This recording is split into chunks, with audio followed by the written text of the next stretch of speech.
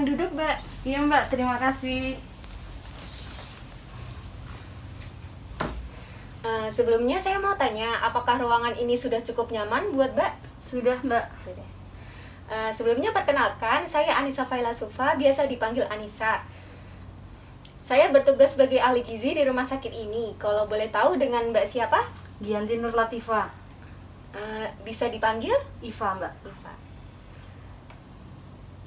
Oh iya Mbak Iva, apakah sebelumnya Mbak Iva pernah mendapatkan konseling gizi di tempat lain?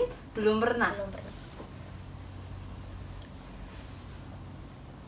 Baik, apakah ada yang bisa saya bantu Mbak?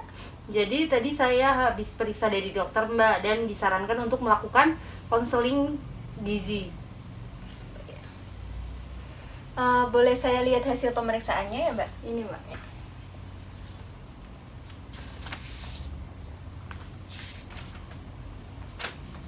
Sebelumnya saya jelaskan terlebih dahulu ya, tujuan dari konsultasi gizi ini yaitu untuk mengidentifikasi masalah yang sedang Mbak alami. Terus nanti kita cari alternatif masalah yang sedang Mbak alami secara bareng-bareng. Terus nanti akan saya berikan sedikit pengetahuan terkait gizi. Dan saya akan menanyakan beberapa pertanyaan, mohon dijawab dengan jujur ya Mbak. Baik. Konseling gizi ini memerlukan waktu sekitar 30-60 menit. Apakah Mbak Iva berkenan? Iya berkenan Mbak. Saya periksa dulu ya dengan Mbak Giyanti Nur Latifa. Umurnya 20 tahun ya? Iya. 20 tahun. Untuk kemampuan membaca bisa kan? Bisa. Pendidikan terakhir? SMA.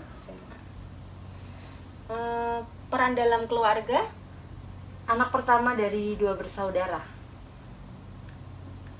Mbak Giyanti tidak merokok kan? Tidak. Tidak ada keterbatasan fisik? Tidak ada. Untuk mobilitasnya sehari-hari normal atau lemas atau gimana? Normal Mbak. Normal.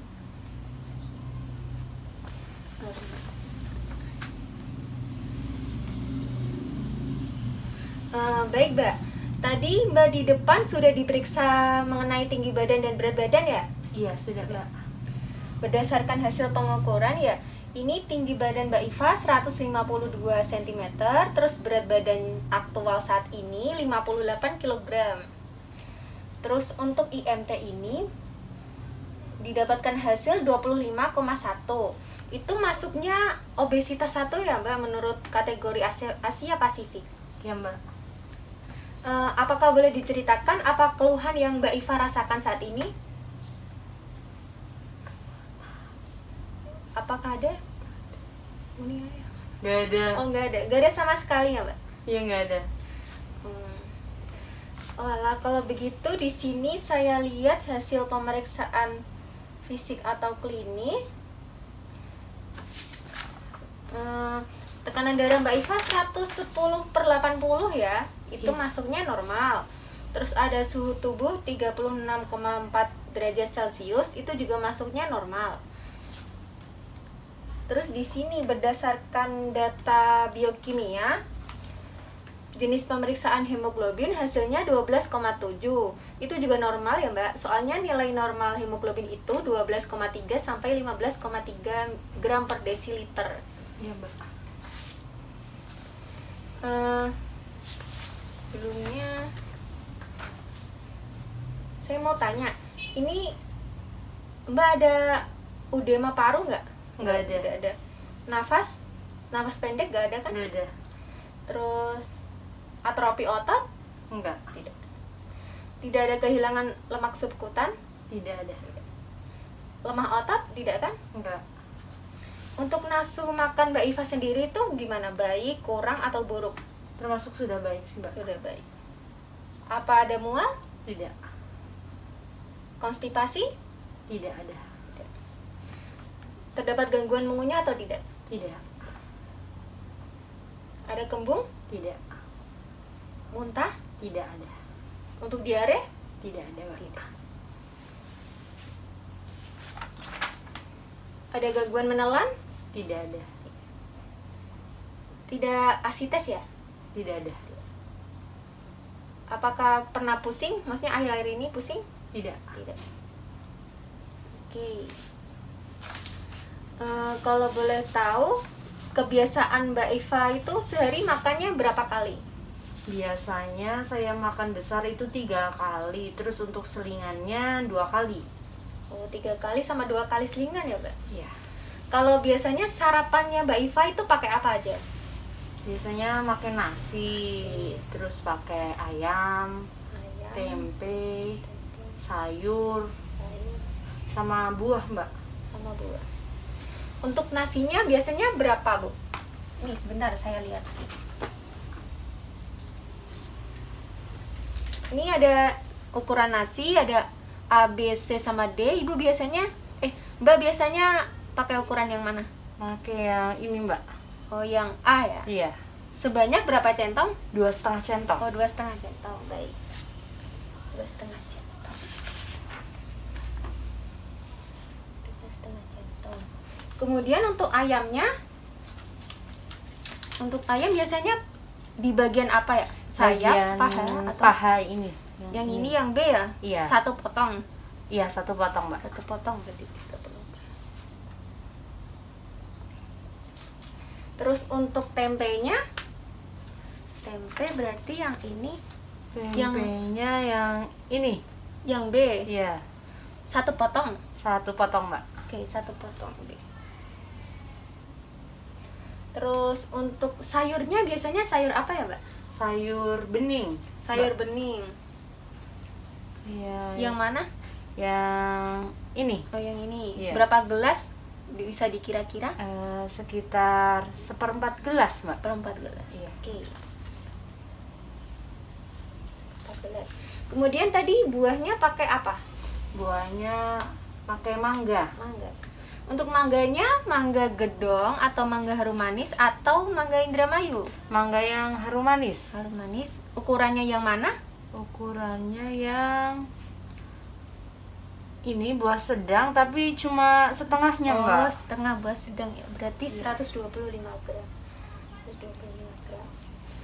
Saya mau nanya lagi, biasanya makan selingan pagi Mbak Iva itu apa? Makan pakai apa? Makannya pakai mendoan Mendoan sama makan donat. sama donat.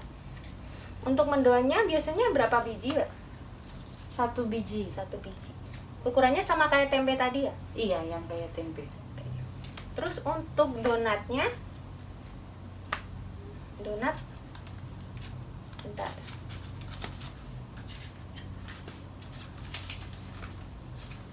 Untuk donatnya berapa buah? Untuk donatnya 1 buah. Yang ini, yang pakai gula halus. Oh iya, 1 buah ya. Iya. Kemudian untuk makan siang biasanya Mbak Iva makan pakai apa aja? Makan pakai nasi, Hmm. terus pakai ayam, pakai tahu, sama minum es teh. Minum es teh. Untuk nasinya berapa centong? Nasinya kayak tadi, Mbak. Kayak tadi ya, Ha-ha. 2,5 centong pakai rice cooker ini ya? Iya. Yang ini. Yang itu, Mbak. Terus untuk ayamnya sama kayak tadi apa beda? Sama kayak tadi juga Yang bagian pakai paha ya, Ha-ha. bawah-bawah. Oke. Bawah-bawah. Terus untuk tahunya ini yang mana? Tahunya yang ini. Yang E. Iya. Oke, yang E berarti 40 gram. Untuk es tehnya biasanya Mbak Iva minumnya gulanya itu berapa sendok makan? Kira-kira 2 sendok. Oh, 2 sendok berarti. Selanjutnya untuk selingan sore biasanya Mbak Iva makan pakai apa? Yang kemarin. Selingan sorenya pakai mendoan juga, Mbak. Terus Terus sama minum susu. susu. Mendoannya berapa biji? 1 biji juga. 1 biji. Untuk susunya apakah seperti ini? Yang A ini ya?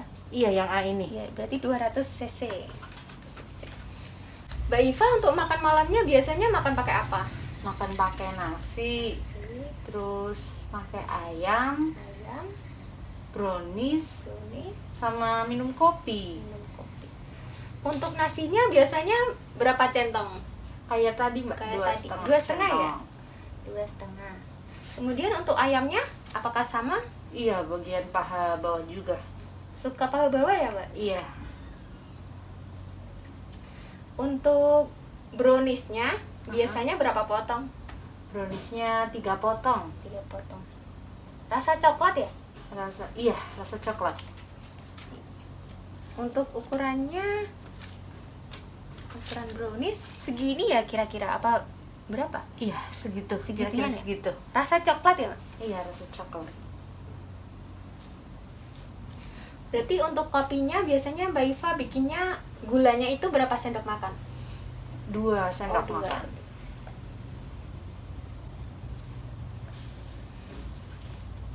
Untuk makanan instan apakah Mbak Iva sering mengonsumsi?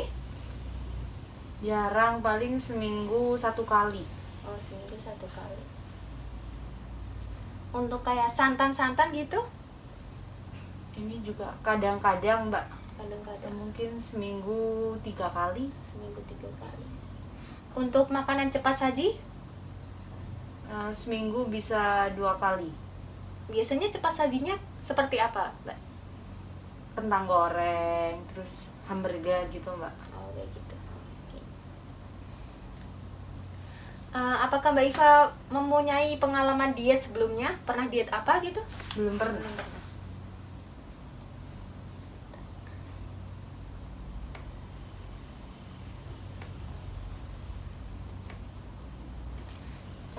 Di sini saya lihat berat badan atau status gizi Mbak Iva ini masuk ke obesitas 1 ya. Kalau boleh tahu di rumah itu Mbak Iva aktivitasnya ngapain aja gitu? Biasanya kan sekarang masih kuliah, jadi kuliah paling gitu, Mbak. Tapi nggak pernah olahraga tuh, nggak pernah. Jarang. Mbak Iva jangan lupa olahraga ya, minimal 30 menit sehari, atau kalau nggak kuat bisa bertahap seperti jogging di halaman kos atau apa, menyapu gitu, 15 menit juga nggak apa-apa. Iya, baik, Mbak. Oke, sebentar. Sebelumnya saya mau jelasin dulu terkait apa itu obesitas. Nah, obesitas itu penumpukan lemak yang berlebihan akibat ketidakseimbangan energi yang diasup dengan energi yang dikeluarkan yang digunakan dalam waktu yang lama. Oke, Mbak Iva, selanjutnya saya akan menjelaskan terkait diagnosis gizi ya. Iya. Yang pertama, asupan energi Mbak Iva itu berlebih terkait kurangnya keinginan untuk mengubah kebiasaan makan, ditandai asupan energi Mbak Iva itu berlebih atau sekitar 108%. Kemudian ada asupan makanan dan minuman per oral Mbak Iva ini berlebih terkait kurangnya keinginan untuk mengubah kebiasaan makan, ditandai dengan asupan makanan Mbak Iva yang melebihi kebutuhan. Kemudian selanjutnya ada asupan lemak berlebih terkait kurangnya pengetahuan terkait makanan dan gizi, ditandai dengan asupan lemak Mbak Iva juga yang berlebih atau sekitar 112%. Kemudian ada asupan karbohidrat berlebih terkait kurangnya motivasi untuk mengubah kebiasaan makan, ditandai dengan asupan karbohidrat yang berlebih atau sekitar 106%. Kemudian ada berat badan lebih terkait kurangnya aktivitas fisik, ditandai dengan hasil perhitungan IMT Mbak Iva tadi 25,1 kg per meter kuadrat. Terus ada Mbak Iva jarang olahraga. Terus asupan makanan dan minuman Mbak Iva itu per oral berlebih. Terus yang terakhir ada kurangnya aktivitas fisik terkait kendala waktu ya Mbak, pasti ditandai dengan indeks massa tubuh 25,1 kg per meter kuadrat dan jarang berolahraga. Oke, kemudian langsung masuk ke intervensi ya Mbak. Di sini saya akan jelaskan terkait diet yang tepat untuk Mbak Iva. Berdasarkan data yang saya ambil, ini kebutuhan gizi sehari Mbak Iva, kalorinya ada 1530,4 kilokalori. Kemudian kebutuhan karbohidrat 229,56 gram. Kebutuhan protein 57,39 gram. Kemudian untuk kebutuhan lemaknya 42,51 gram. Terus di sini saya juga ada, ini buat Mbak Iva ya, ada bahan makanan penukar. Di sini tuh bisa disesuaikan sendiri dan diaplikasikan di rumah. Ada nasi 100 gram 3/4 gelas. Nanti saya akan berikan contoh menu sehari ya Mbak. Iya, Mbak. Terus di sini nanti juga ini dibawa pulang ya. Ada leaflet yang terkait obesitas. Isinya itu ada prinsip dan syarat diet, pengertian obesitas. Terus ada komplikasi obesitas jika tidak ditangani secara langsung, ada gejala-gejala obesitas, terus ada pengendalian obesitas, makanan yang diperbolehkan dan tidak diperbolehkan, terus ada contoh menu sehari, terus langkah-langkah pencegahan obesitas, sama rekomendasi aktivitas fisik. Iya, baik Mbak.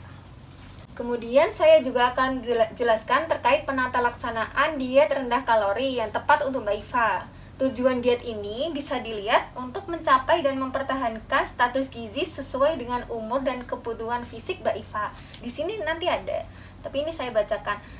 Yang kedua, untuk mencapai status gizi Mbak Iva yang normal. Terus yang terakhir, untuk mengurangi asupan energi sehingga tercapai penurunan berat badan yang Mbak Iva inginkan, sekitar 0,5 sampai 1 kg per bulan ya Mbak, untuk penderita obesitas. Kemudian untuk syarat dan prinsip diet ini sudah ada di sini, nanti bisa dibaca di rumah. Ini ada makanan sehari, di sini sudah ada lengkap ya. Iya. Nah, kalau dari monitoring dan evaluasi sendiri, nanti seminggu ke depan Mbak Iva bisa kesini lagi ya. Kita akan mengecek itu perubahan asupan makan, terus ada perubahan status gizi, atau bila terdapat keluhan-keluhan yang dirasakan Mbak Iva akhir-akhir itu. Tuh. Baik Mbak. Nah, kalau dari begitu, apakah dari konsultasi gizi ini ada yang ingin ditanyakan atau sudah paham? Sudah paham. Sudah paham. Apakah Mbak Iva bisa mengulangi apa yang saya tadi bicarakan? Bisa Mbak. Jadi diet yang digunakan itu adalah diet rendah kalori untuk menurunkan berat badan mencapai normal, sama disuruh meningkatkan aktivitas fisik dengan berolahraga. Bagus sekali Mbak Iva, terima kasih atas waktunya ya. Jika tidak ada yang ditanyakan pada konsultasi gizi hari ini, saya cukupkan ya. Ya. Ini ada leaflet, boleh dibawa. Terus ini tadi hasil pemeriksaannya Mbak Iva. Ini boleh dibawa, terima kasih ya. Pulangnya hati-hati di jalan ya Mbak. Iya Mbak. Makasih Mbak. Iya. Assalamualaikum. Waalaikumsalam.